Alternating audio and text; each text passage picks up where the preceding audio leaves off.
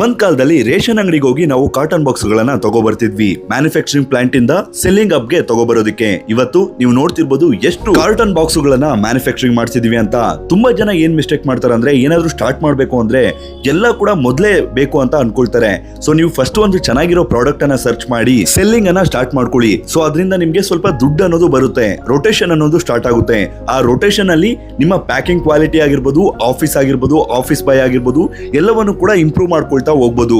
ಮತ್ತೆ ಪ್ರಶಾಂತ್ ನೀಲ್ ಅವರು ಉಗ್ರಂ ಸಿನಿಮಾದ ಬಗ್ಗೆ ಒಂದು ಮಾತನ್ನ ಹೇಳಿರ್ತಾರೆ. ಸಿನಿಮಾ ಚೆನ್ನಾಗಿತ್ತು, ಆದ್ರೆ ಮಾರ್ಕೆಟಿಂಗ್ ಅನ್ನ ಸರಿಯಾಗಿ ಮಾಡಿಲ್ಲ ಅಂತ. ಮತ್ತು ಅವರು ಇನ್ನೊಂದು ಮಾತನ್ನು ಕೂಡ ಹೇಳ್ತಾರೆ, ಬುಕ್ ಒಳಗಡೆ ಎಷ್ಟೇ ಕಂಟೆಂಟ್ ಚೆನ್ನಾಗಿದ್ರು ಕೂಡ ಅದರ ಮೇಲೆ ಕಾಣುವಂತ ಕವರ್ ಕೂಡ ತುಂಬಾ ಇಂಪಾರ್ಟೆಂಟ್ ಅಂತ.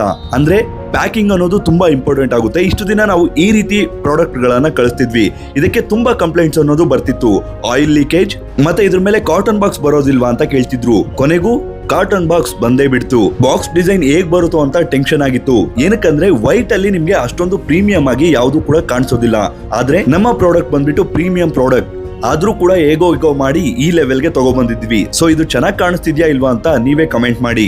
ವರಲಕ್ಷ್ಮಿ ಹಬ್ಬದಿಂದ ಈ ರೀತಿ ಕಾಟನ್ ಬಾಕ್ಸ್ ಗಳಲ್ಲಿ ನಿಮ್ಗೆ ಪ್ಯಾಕೇಜ್ ಅನ್ನೋದು ಡೆಲಿವರಿ ಆಗುತ್ತೆ. ಸೊ ಇದು ಇವತ್ತಿನ ನಮ್ಮ ಸ್ಟಾರ್ಟ್ಅಪ್ ಸ್ಟೋರೀಸ್. ಇದೇ ರೀತಿಯಾದ ಸ್ಟಾರ್ಟ್ಅಪ್ ಸ್ಟೋರೀಸ್ಗೆ ನಮ್ಮ ಪೇಜ್ ಅನ್ನ ಫಾಲೋ ಮಾಡಿ, ಈ ವಿಡಿಯೋನ ಎಲ್ಲರಿಗೂ ಶೇರ್ ಮಾಡಿ.